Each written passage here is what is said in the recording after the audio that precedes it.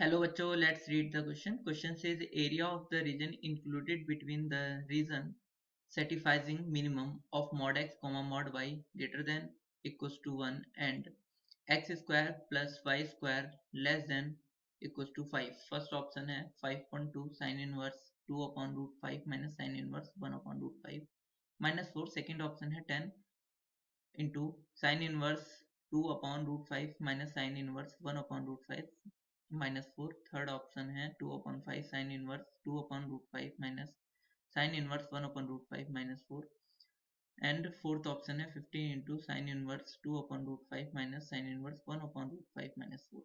इस क्वेश्चन को करने के लिए हम इसका की कॉन्सेप्ट समझते हैं. तो की कॉन्सेप्ट है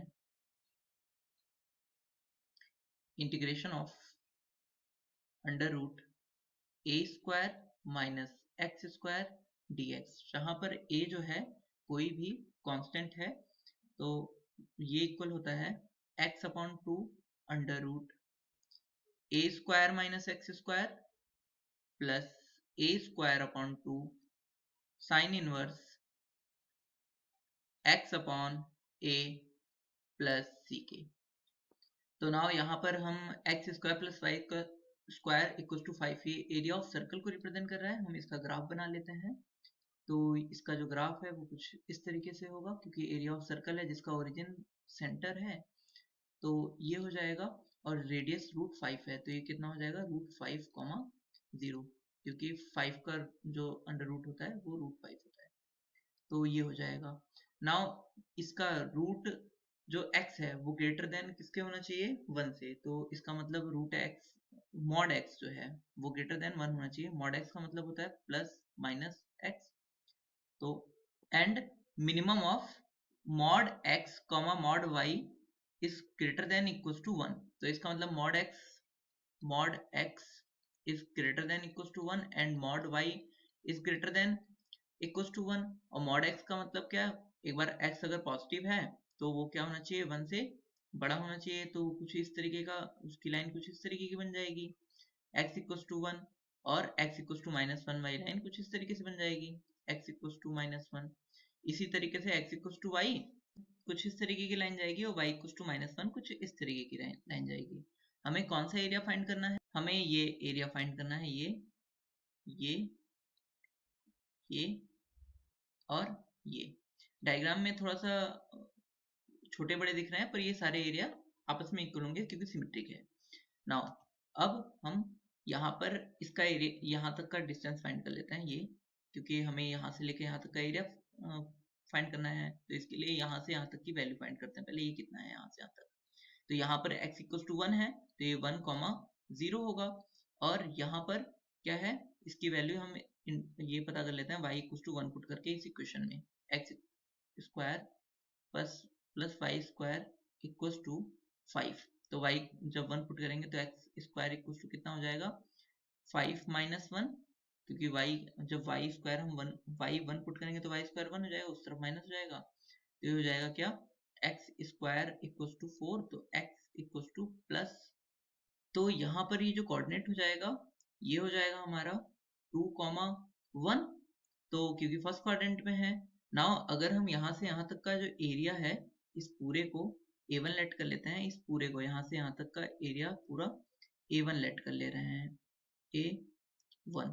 तो हम यहाँ पर A1 क्या हो जाएगा हमारा वो हो जाएगा A1 equals to integration limit कहाँ से 1 से लेकर 2 तक और y dx जो कि इक्वल हो जाएगा इंटीग्रेशन 1 से 2 और y की वैल्यू हम यहाँ से पुट करेंगे x square plus y square equal to 5 से. तो यहाँ से y इक्वल टू क्या हो जाएगा, यहाँ से y इक्वल टू आ जाएगा रूट 5 को लिखते हैं रूट 5 का square minus x square dx. तो नाउ माइनस फॉर्मूला लगा है वो फॉर्मूला लगाता हूँ तो उसके अकॉर्डिंग ये हो जाएगा इक्वल्स टू यहाँ पर root 5 x upon 2 into 5 minus x square root 5 का स्क्वायर 5 ही होता है प्लस 5 अपॉन 2 मतलब रूट 5 का स्क्वायर 5 अपॉन 2 साइन और लिमिट यहाँ पर हम लगा देंगे लिमिट 1 से 2 तक. तो पहले हम x की जगह पे 2 पुट करते हैं, तो 2/2 और यहाँ पर क्या हो जाएगा 2/2 1 और 5 माइनस 2 का स्क्वायर तो ये 1, तो पहला तो 1 हो गया, प्लस यहाँ पर 5/2 इंटू साइन इनवर्स 2/√5 और फिर 1 पुट करते हैं तो ये 1/2 ये हो जाएगा माइनस 1/2 इंटू रूट 5 माइनस 1, तो 5 माइनस 1 4 हो जाएगा और √4 कितना होता है 2, तो 2/2 ये 1 हो जाएगा, माइनस 5/2 इंटू साइन इनवर्स 1/√5 ये आ जाएगा, 1 से 1 कटा और यहाँ पर 5/2 अगर हम कॉमन लें तो ये आ जाएगा, 5/2 कॉमन लेने के बाद sign inverse 2/√5 minus sine inverse 1/√5। Now यहाँ तक तो हमारा एक पार्ट का आ गया। हम क्या करते हैं, इसमें से रेक्टेंगल का एरिया, जो रेक्टेंगल है इसका एरिया माइनस करेंगे। रेक्टेंगल का एरिया क्या होता है, L इंटू वी। तो अगर मैं इसको R1 लिख लेता हूँ, फर्स्ट रीजन को R1 लिख लेता हूँ इस एरिया को, तो R1 इक्वल टू क्या हो जाएगा, यहाँ से R1 इक्वल टू ये एरिया माइनस रेक्टेंगल का एरिया, और रेक्टेंगल की लेंथ कितनी है, यहाँ से यहाँ तक 1 और हाइट कितनी है, यहाँ से लेकर यहाँ तक 2, तो ये हो जाएगा। तो यहाँ पर ये हमारा आ जाएगा, तो यहाँ से यहाँ तक की हाइट 1 हो गई और यहाँ से यहाँ तक का भी 1 हो गया, तो ये 1, तो ये हो जाएगा साइन इनवर्स 1/√5 माइनस 1।